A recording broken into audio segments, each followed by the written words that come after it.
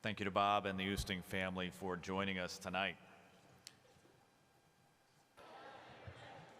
Our next inductee was a giant on the lacrosse field. He achieved All-American status in 1992, still stands as the program's leader in career points, career goals, and career assists. Please join me in honoring Ryan Martin.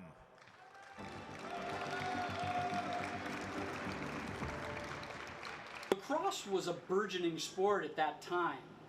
Ryan was lucky enough to start playing lacrosse in third grade. Unheard of at that time. He was so much further ahead of almost everybody on the team. There was a few others that had been playing for a long time, but he just had so much more experience. Ryan was not the fastest player. He was not the biggest player. He was not the tallest player. But his intensity, Ryan, being offensive-minded, being an attackman, when he rode the defense, when they were trying to get it up, it was like a man possessed. He never gave up on anything.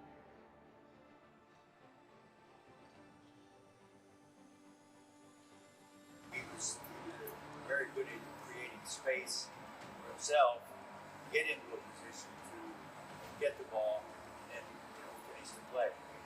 His stick work was by far greater than anybody's on the team. Ryan was head and shoulders above all of us, and that carried through all 4 years. Trinity lacrosse, up until both Ryan and I's freshman, sophomore, even junior year, lacrosse was an afterthought. It wasn't that intensive a game.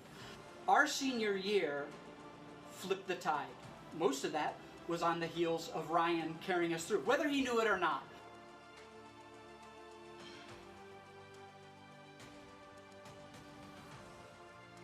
Ryan's leadership came in the form of everybody wanted to bring their level to Ryan.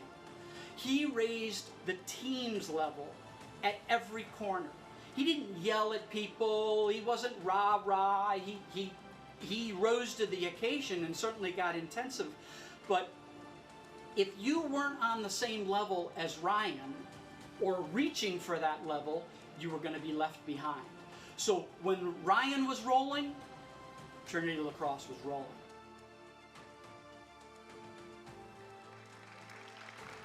Ladies and gentlemen, Ryan Martin.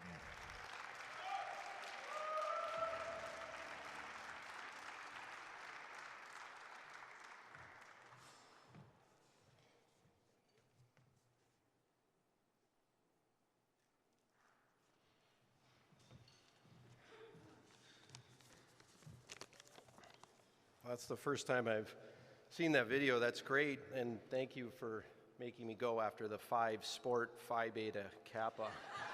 That's good. I got a tall order to fill. First, I'd like to thank Drew Galbraith and the Hall of Fame Selection Committee for this great honor. In particular, I'd like to acknowledge committee member Rick Hazelton. Rick was the athletic director during my time at Trinity. He also served as an assistant coach for the lacrosse team, and Rick and Ann Hazelton have done so much for Trinity Athletics. Thank you very much, Rick and Ann.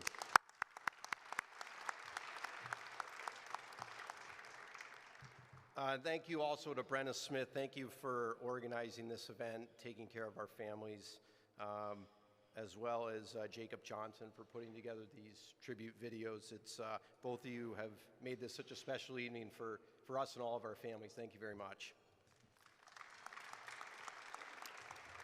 When I sat down to think about my time at Trinity and what I wanted to say tonight, I realized that my being up here is really a convergence of several life events and people who influenced me along the way, and I'd like to take this opportunity to thank some of those people.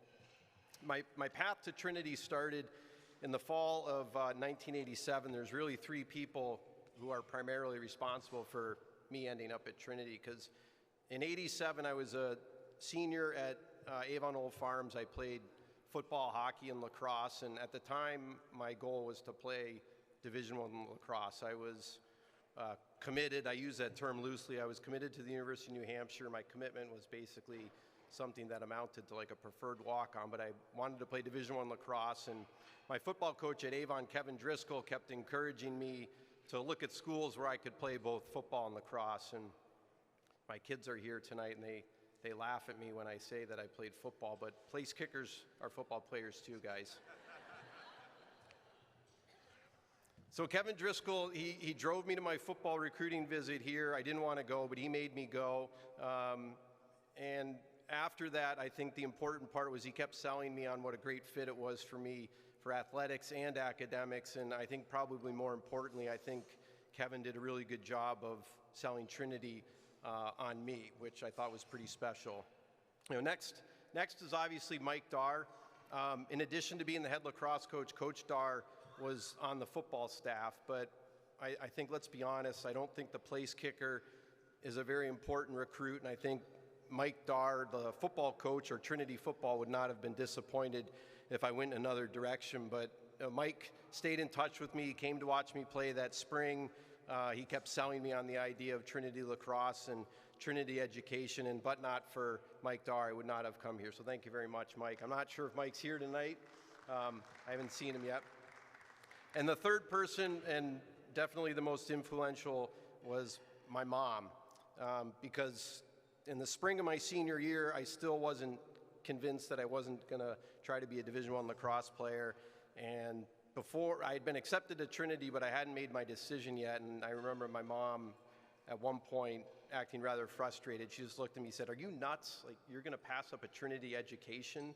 You're not going to be a professional lacrosse player." And so I said, all right, so mother knows best, and in the fall of 1988, I arrived on campus.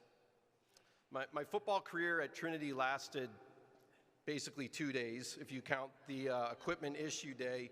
The first day I went out to practice, and as a place kicker, you were relegated to another field. You didn't really practice with the team, and in high school, I was a wide receiver also, but I wasn't good enough to do that here. And I wasn't really enjoying being just a place kicker, but more importantly, when I walked out that day, I went by the lacrosse field, and they were having captain's practices, and that was something I wasn't used to, being able to play lacrosse for more than just the spring season, and I realized that's where I wanted to be. So the next day I went in and told Coach Miller that I was quitting. I don't even know if he knew who I was, but I said I wouldn't be back, and the next day I went out for my first fall ball captain's practice. And by the way, I had some shivers walking in here tonight through the maze. Like, this used to be the place where we tried out every year for lacrosse, because with the weather outside, we didn't have that nice turf field. In February in Connecticut,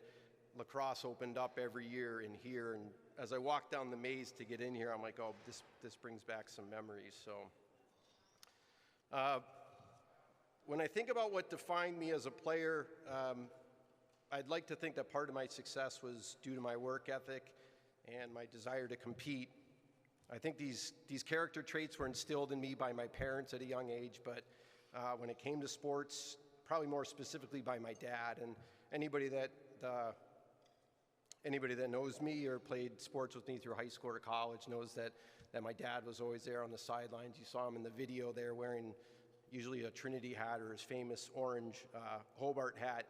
And my dad was one of my first coaches, but not in lacrosse. He coached me in 8U soccer. And he didn't know a thing about soccer, but what he did know was about hard work and preparation. I remember that year we had a practice, and it was kind of cold outside, and not a lot of fun in general for 8-year-olds playing soccer. And at the end of practice, he brought the team together, and he gave us a speech on, you practice like you play. That was one of his big things. You practice like you play. And I'm sure we all looked around like, I don't even know what he's talking about. You practice like you play. And but it was something that I probably heard hundreds of times throughout my athletic career. He was a big believer in doing the little things each day and practice and competing and getting ready for games. And I tried to carry that philosophy with me throughout my athletic career. And my dad definitely helped guide me and had a huge impact on me, and he's got a lot to do with me standing up here. He passed away in 2012, but I know he's looking down on me tonight. So.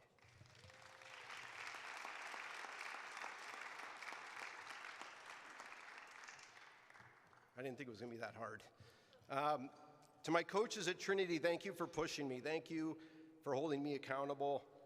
I've worked in professional sports now for close to 20 years, and and I've worked with a lot of coaches. And in my field, I have a real appreciation for people who can build teams and develop players, and probably more importantly, manage egos. And I think Mike Dar was great at that. He was great at recruiting athletes and putting those people in positions to be successful on the field. And I think one of Mike's greatest strengths as a coach was also that he surrounded himself with great assistant coaches that complemented his skill set.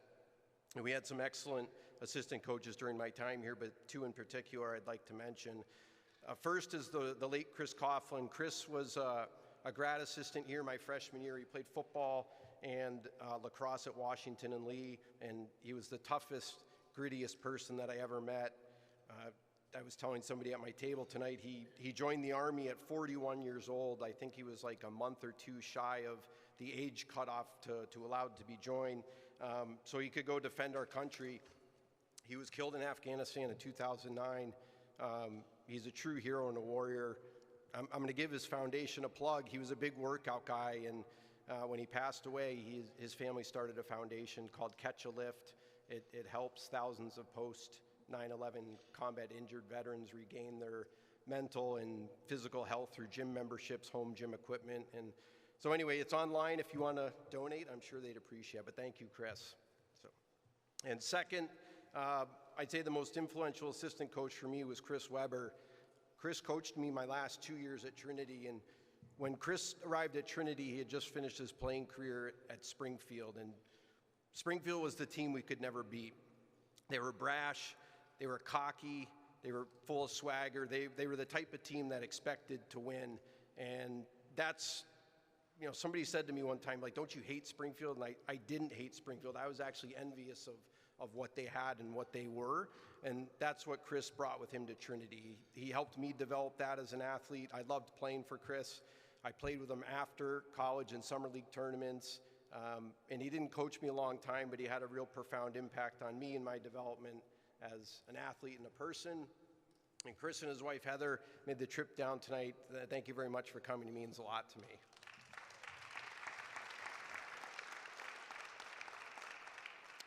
To my teammates, I'm up here tonight for having posted individual statistics, but I would not have had the success that I did without great teammates I played with over the years. First and foremost, the defensemen that practiced against me every day, Matt Woods, Jason Massey, Jeff Dempsey, to name a few. I heard Matt was here earlier tonight. I missed him, but they would always force me to do more one-on-ones after practice, especially Jason Massey chirping me for every time he got the better of me, and that was probably more times than I care to remember. I played with a lot of good players here. There was three in particular that meant a lot to me. They were in a picture up in the video, the four of us together. They were guys that, we were really close on and off the field. We ate all our meals together. We traveled to games. We lived together on the road. And we were in a text string maybe a month or so ago, and I think it was Tad that wrote in the text, we were four different people that just gelled and came together during lacrosse season, and that was really what summed it up best. And one of them's here tonight, Jeff Agopian, great captain, the hardest worker day in and day out, taught me to be a way better leader.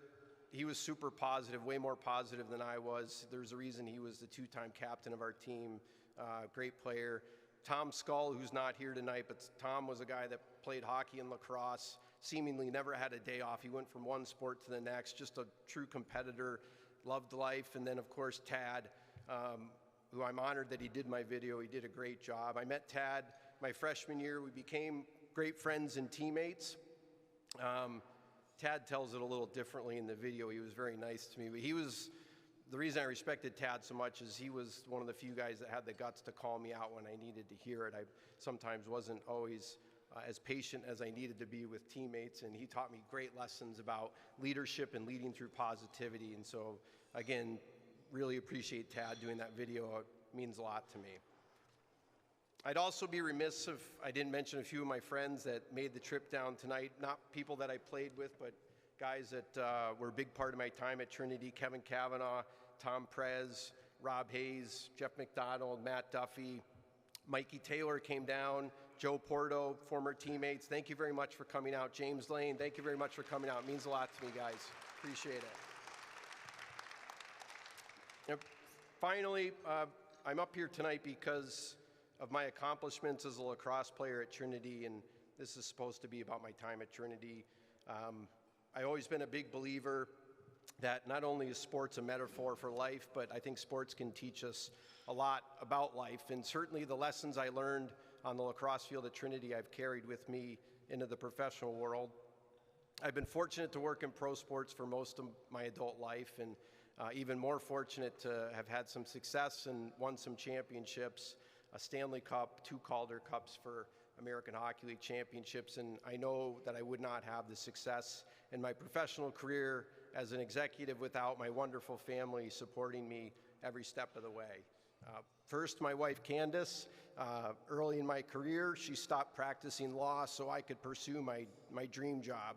She made sure the kids got to all their sporting events, their school activities, stayed on top of their grades, made sure they ate well. I was the guy that took them out to restaurants every night. She was the one that actually made the meals. We have 2 incredible kids, and almost entirely due to my wife and all her hard work. She's the rock of our family. I love you. And speaking of those 2 incredible kids, Ava and Cam, Ava is a senior here at Trinity, graduating in May. Very exciting. We can't wait to see what you're going to accomplish in the next chapter of your life. And Cam is a junior at Avon, doing incredibly well in the classroom, on the athletic fields, and the hockey rink. Thank you for being the biggest Rangers fan. I love your passion, bud. And in closing, to the Hall of Fame committee, thank you again for this tremendous honor.